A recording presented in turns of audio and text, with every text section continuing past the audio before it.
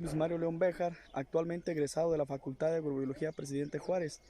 En esta ocasión eh, eh, le cedo esta entrevista al compañero Jesús Zavala Rangel, el cual me pidió amablemente un poco de mi espacio y de mi tiempo para hablar sobre algunos de los labores, condiciones eh, y ese tipo de requerimientos que necesita este cultivo, como lo es el cultivo del higo.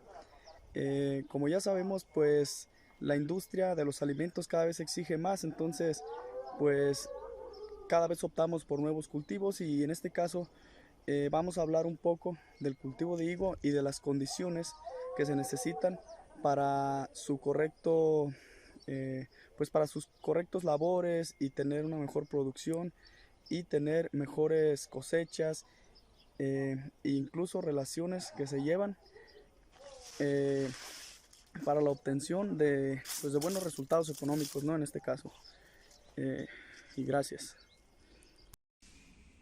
Bueno, pues aquí estamos otra vez con el productor Luis Mario León, productor de Higo. ¿Cómo me dijo que se llamaba la comunidad?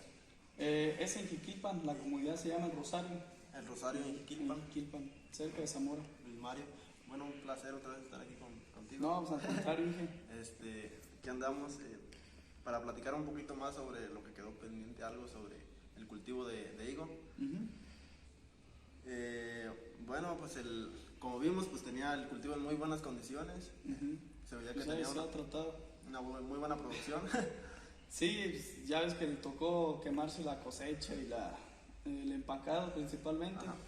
Pues sí, siempre se toma en cuenta pues las condiciones, es lo principal, los labores de cultivo que esté en buen estado, porque cuando van los de inocuidad a checar cómo está todo, si encuentran malas condiciones o pasto, pues eso te puede llevar todo a nacional y pues son pérdidas económicas significativas, la verdad.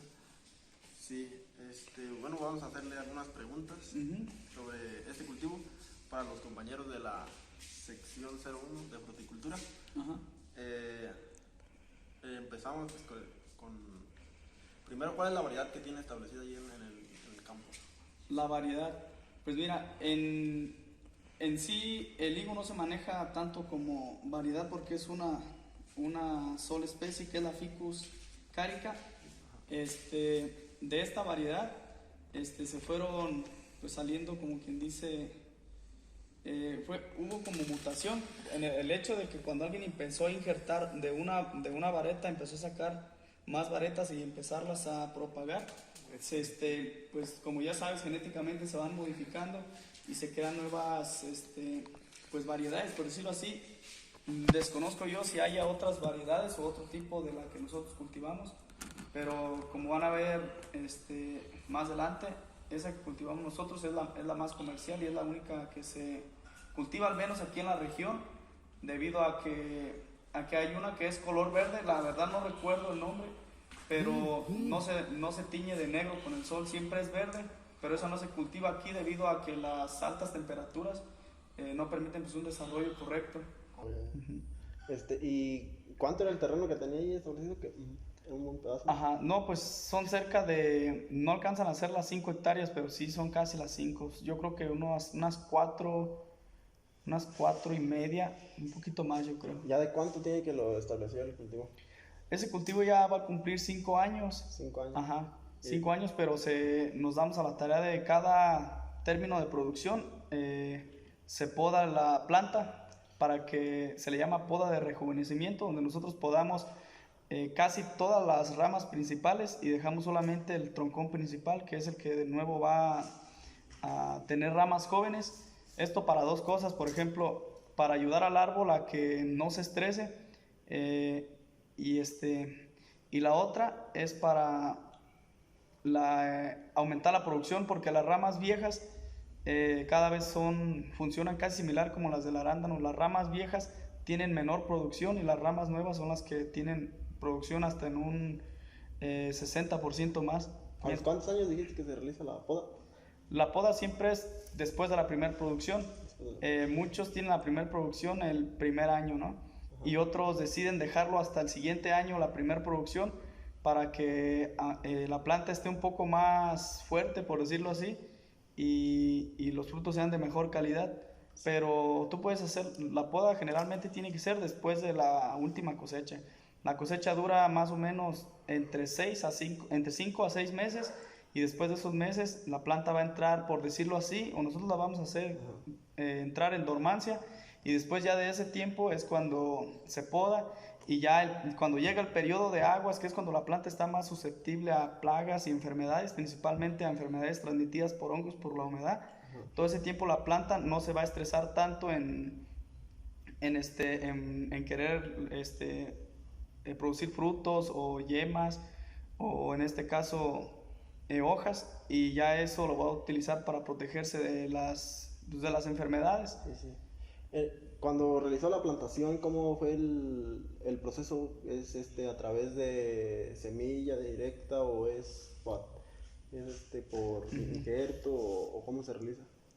No, generalmente, y de hecho no conozco otro proceso. Ajá. Que yo creo que sí existe el de semilla, pero eso, y el de in vitro, pero yo creo que son como que un poco más, no muy comunes, perdón, porque al menos aquí en la región y en todo Michoacán, en Pueden tener Jalisco, donde se muchas cultiva, desventajas. es principalmente por vareta. Es decir, cuando nosotros tenemos la poda Ajá. en nuestro cultivo, de ahí mismo utilizamos esa vareta para enraizarlas y generar un nuevo cultivo, que principalmente los nuevos cultivos se generan en ese periodo de aguas, más o menos entre julio a agosto, más o menos.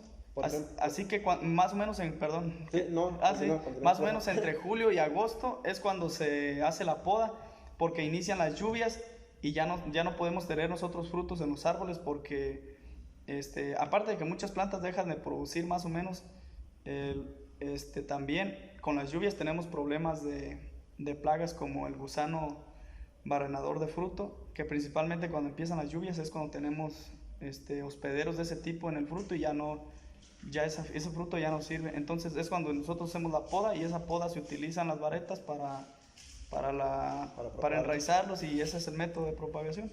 Ya nada más aplicamos un poco de enraizador y ya. Entonces, una vez que se siembra, al año ya tienes producción. Sí, generalmente al año ya tienes 2, 3 frutitos o así, pero no es recomendable. Casi siempre lo más recomendable es esperarte hasta el segundo año, para esperar que la planta esté fuerte, esté bien desarrollada, y pues que pueda cumplir los procesos, e incluso puedes producir frutos de calidad. Respecto al rendimiento que tiene ahí en su parcela, ¿cuánto más o menos por hectárea? Pues mira, por hectárea no lo hemos... ¿O sobre toda su parcela? Bueno, por hectárea no lo hemos estimado, porque se cosecha por planta, es decir, tenemos que una planta todos los días me está dando un clanche de unos 130 gramos cada planta. Entonces, si tenemos alrededor de unas... Supongamos que tenemos 1000 plantas, pues vamos a multiplicar 1000 por 130, y ese sería mi rendimiento por 1000 plantas diario durante más o menos 4 meses, que es cuando la planta está más activa, y diario se está cosechando. Durante 4 meses. Porque puede que hoy tenga una yema frutal, ¿no? La planta, una yema de este tamañito, y al día siguiente ya tengo un higo de este tamaño. Entonces la planta está llena y diario se está cosechando más o menos esa cantidad en una planta que está bien nutrida y que está en buenas condiciones. Entonces, y más o menos de unos 5 años en adelante. Entonces, durante el año, ¿cuántas cosechas realizas? ¿Son 4 meses de cosecha durante un año?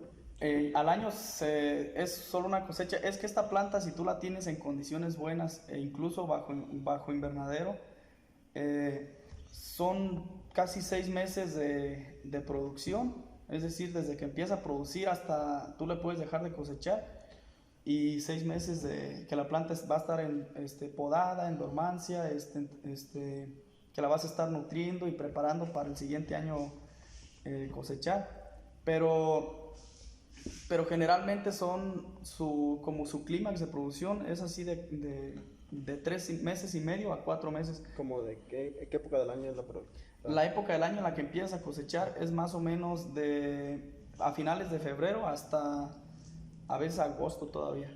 Entonces a veces son más de 6 meses, a veces menos. Pero más o menos a principios de agosto tú ya empiezas a tener yemas frutales. O puedes incluso adelantar a veces la cosecha, que no es recomendable porque todavía hay temperaturas muy bajas en enero. Tú puedes adelantarla con algún bioestimulante o con algún método de estrés. Mucha gente utiliza este método de regar la planta, este método que también utilizan en otros cultivos, de cesar, es decir, quitar fertilización y riego a la planta durante unos 8 días, y cuando la planta se ve demasiado estresada o marchita, ya empiezan a nutrirla otra vez normal, y ya la planta, por estímulo de supervivencia, va a empezar a reproducirse, es decir, a liberar frutos y así. Sí. Sobre la densidad de plantación, más o menos también, sí, ¿a qué distancia? Está más o menos a medio metro de distancia entre planta, y son 2 para el camellón. Okay. Es decir, que las líneas están súper cerradas entre ellas, y están libres 2 metros entre líneas. ¿Con cuánta altura puede alcanzar la planta? Me imagino que se controla con podas. Sí, la altura es de máximo 2 metros 15, es la altura que tiene una planta. Cuando la podas, tú la dejas la planta más o menos a 1,20, porque dejas solamente las ramas más principales, o a veces la puedes dejar incluso a 1, y ya... Pero las ramas nuevas van a crecer más o menos a esa altitud de 2,20, 2,15, que puede variar porque cuando está produciendo incluso sigue produciendo hojas. ¿Durante un año como cuántas podas se realizan? Durante el año, pues generalmente solo una de rejuvenecimiento, y cuando tú ves, por ejemplo, que empieza a aventar ramas hacia los camellones y que te van a perjudicar a la hora de tú estar cosechando o fumigando, o incluso limpiando el cultivo de malezas y así, tú puedes ir quitando ramas que tú veas que te estorban en el camellón. Respecto a la floración del cultivo, no sé si nos pueda platicar un poquito, porque es algo especial, ¿no? En este cultivo que... Sí, el tema de la floración es un tema que todavía no es muy, muy conocido, debido a que se conoce que la floración en sí es el fruto que nos comemos, debido a que la inflorescencia crece hacia adentro, crece en forma pues bueno, y tal es como el caso de la granada, por ejemplo, que los pequeños frutos son los que tiene dentro. Y este es el caso del higo, y que incluso la variedad domesticada, la principal variedad de donde descienden todas la especie donde descienden todas las variedades, esta floreaba hacia adentro y solamente era fecundada generalmente por insectos, pero en este cultivo, en el caso de este cultivo, de esta variedad, como no nos interesa mucho que floree, sino más bien que nos dé el fruto y así, pues la polinización no se hace, o se hace en el cultivo, no podemos llegar a saberlo, pero la floración en sí se supone que es la inflorescencia que tenemos dentro del cultivo, del fruto, perdón, sí. Cuando tú abres el higo y te aparecen pequeños granitos, se supone que esa es la floración. Oh, ya. Entonces dice que la polinización no... La polinización no es necesaria en este caso, porque nosotros no queremos vender la flor, sino el fruto. Sí. Respecto a las plagas y las enfermedades, ¿cuáles son las que más han afectado en su cultivo? Pues principalmente, como te comento, la del gusano barrenador de fruto. Esta plaga a veces se presenta incluso cuando hay, por ejemplo, en este caso, teníamos sistema de riego con aspersores, y los aspersores mojaban el tallo, y de esa parte también, como salen frutos de la parte del tallo, esos que quedaban expuestos a humedad empezaban a generar tener este tipo de hospederos, y una de las principales plagas también es la mosquita. Sobre el gusano barrenador, perdón, ¿cómo lo controlan ahí? Pues la verdad utilizamos todavía productos que no son ya, por decirlo así, comunes o legales. Se utiliza pues los que son de etiqueta naranja, que no voy a mencionarlos, pero todavía se utilizan esos. Sí. Y son los principales, y pues nada más, porque la verdad esta huerta no es orgánica, entonces no se utiliza principalmente cuando tenemos mucha mosquita. Incluso la fumigada es la misma. ¿Es la misma para la mosquita que para la mosquita? Sí, afecta esa, y también otro tipo de insectos como las cochinitas, las catarinas, que luego andan ruñendo la fruta y cuando una fruta ya está ruñida un poquito ya va a nacional y pues ya son pérdidas económicas grandes cuando tenemos el cultivo muy infestado. Pero de las principales plagas son esa del gusano, la mosquita y las ardillas. Las ardillas En también. este cultivo las ardillas. Las ardillas son las que entran, arrasan, hacen una mordedera a las más maduras. Por eso se tienen que estar haciendo cosechas diarias, porque por ejemplo las ardillas principalmente se comen las más maduras. Sí. Entonces si yo recojo las que ya se ve que se van a madurar para mañana, esas ya yo ya las puedo vender sin problemas. Ya las ardillas ya no ruñen tantas, ya ruñen en la noche la que se maduró ese día o así. Porque si yo hago cosechas cada tercer día, las ardillas me ganan. A las verdes pues no las pueden llegar. No, a las verdes no, como que No les gustan. ya sabes que es muy conocido que los animales siempre se comen los frutos en su estado más De maduración. en su estado de maduración más correcto, es decir, ellos no son como nosotros que, por ejemplo, un aguacate no lo comemos, lo cortamos verde y lo maduramos acá. No, ya ves que una ardilla llega y se come un aguacate que ya está negro, que sabe ella que ya está bueno. No está aguado, pero ella sabe que está en su punto exacto de maduración. Sí. Y bueno, sobre el tema de lo que nos tocó ver, pues esta vez que andamos allá, sobre la post cosecha. ¿La post cosecha o Ajá, sí, sobre la cosecha también, ¿cómo la realizan la cosecha primero? ¿Manual? Sí, la cosecha tiene que ser manual, no ha habido una máquina todavía que se encargue de eso, principalmente porque es un fruto muy sensible. De hecho, se necesita para la cosecha, generalmente lo hacen mujeres debido a que son más sensibles en cuanto a tocar algún fruto o así, y los hombres tendemos a ser más bruscos o incluso nuestros dedos luego están más duros o más rasposos. Y es un fruto que con un rozón, si se le hace una pequeña peladita en la parte posterior del fruto, ¿cómo se llamaba? En la tecatita. En la tecatita, dejando en tecatita. Pero siempre tienen que ser mujeres porque si no ese fruto ya va nacional, ya no puede irse a clanche, se le llama. Al momento de cortarlo, ¿cómo se identifica que ya está maduro? ¿El color? Por el color, principalmente por el color y la textura, no está sólido. Y cuando tú le das una pequeña vuelta se desprende fácilmente, y el que está verde le das una vuelta o dos y nada más ahí se retuerce en el pequeño tallo, pero no se corta. Entonces es como es una forma de saber que ya lo puedes cortar porque le das solo una pequeña vuelta y se desprende. Y ya entonces de ahí se lo llevan en cajas y de las cajas llegan al empaque, por decirlo así. Ajá. Y se pone en plancha, se pesan de a 130 o dependiendo cómo te lo exija el empaque, porque hay empaques que te exigen, incluso ellos te dan los clanches, que son pequeñas cajitas de plástico, y ya te las dan, ahí te le ponen arriba la cantidad que 130, hay algunos que te le ponen incluso, no sé, 150, y ya nada más respetar esas normas que impone el peso de los clanches. Ese es peso por clanche y ya cada caja lleva 10 clanches y de esa forma es como son trasladadas al empaque. Y ¿usted las manda para exportación? De higo no hay para exportación todavía aquí en la región porque es un detalle de normatividad muy grande en el que tienes que meter en muchas broncas, pero se vende como si fuera para exportación. ¿Por qué? Porque se lo vendemos a Fresh Camp y este empaque directamente lo lleva para Walmart de México, es decir, se está vendiendo en Sam's, en Bodega Aurrerá y en Walmart. Entonces el empaque entrega directamente a esas cadenas que son internacionales, pero en vez de enviarlo allá y luego regresarlo, se entrega directamente aquí, que no es exportación, pero funciona casi como exportación y se le llama clanche. ¿Cómo qué otros requisitos les ponen ya? Aunque no es para exportación, pero igual es para un mercado algo demandante. ¿Qué otros requisitos le...? Los requisitos, por ejemplo, que pones empaque es tamaño. Ellos te dicen, un higo que no pase de estos centímetros, por ejemplo, no puede ir en el clanche. Ya va nacional, y el nacional nos encargamos de venderlo en el mercado o en pequeñas tiendas.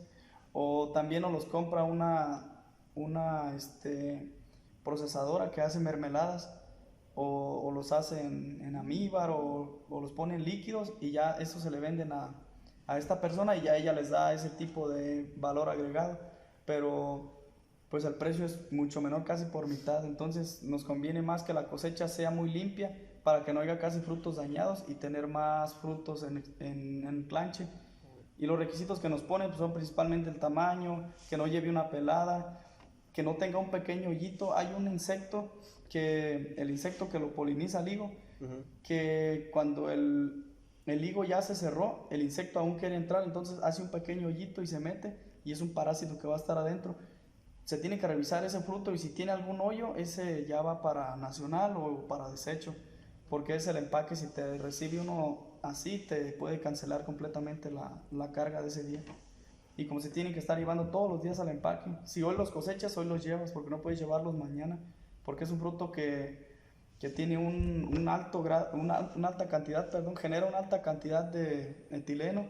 Así que si lo dejas para ese día, mañana ya amanece bien aguado. Oh, yeah. Entonces, para almacenarlo, al momento de transportarlo, ¿es en frío, en alguna No, temperatura específica o...?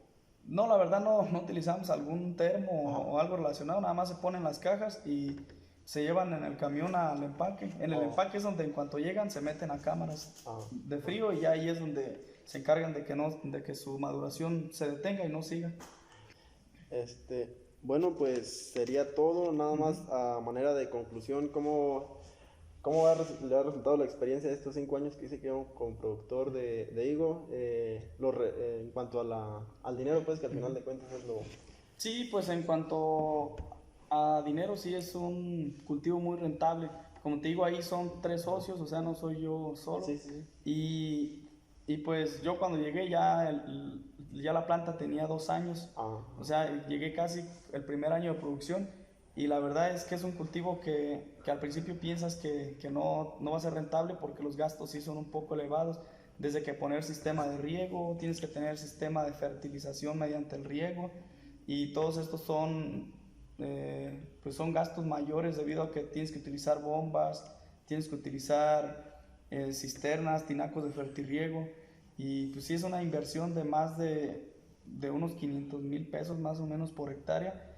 Y pues para darlos de momento está cabrón, pero la verdad es que la producción sí compensa un poco el gasto. ¿El precio más o menos entre qué precio ronda el clanch o cómo se los paga? El clanch. El clanch bueno, casi siempre, debido a que siempre se está entregando es decir, Walmart siempre te está respetando ese precio, nunca te lo baja ni nada.